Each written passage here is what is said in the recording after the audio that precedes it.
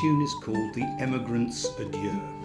It was written in the first half of the 19th century by or about a Highlander leaving the Western Isles of Scotland for the New World.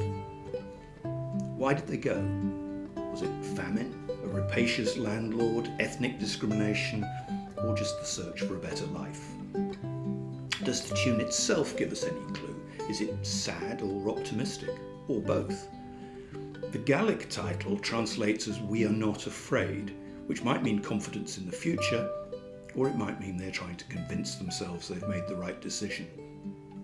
The English title makes it clear that the move is decisive. It's a final farewell.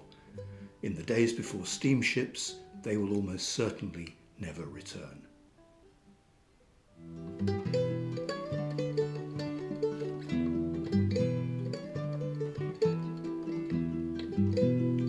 In the course of the 19th century, literally millions of Irish and Scots made this journey, or one that was very much like it.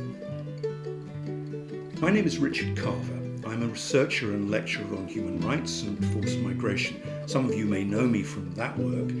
You almost certainly will not know me as a musician, and that's because I'm an amateur. But I don't apologise for that. Amateurs do things for love, and I'm passionate about the traditional music of Scotland and Ireland. What I want to do is to tell you the story of Irish and Scottish migration by playing that music. I also want to explore the connections and parallels between this historic movement of the people and the experience of today's migrants and refugees. Why do migrants leave? How do they choose their destination? What's their journey like, and how are they treated when they arrive? Most of us will have heard of the Irish famine and the Highland clearances, but this is not a simple story. Both Irish and Scots migrated in considerable numbers before the 19th century to Europe, to England, and to the New World. And they weren't all poor. Some were soldiers, merchants, slave traders, and slave owners.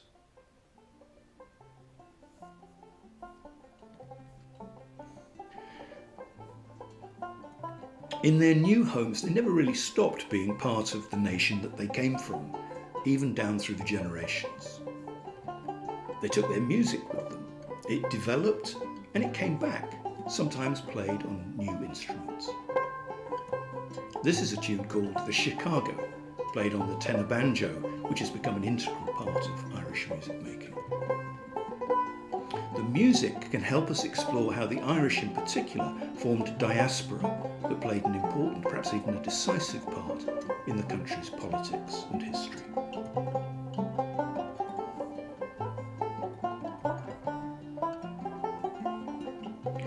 I'm not sure whether to call this a lecture with tunes or a concert with explanations.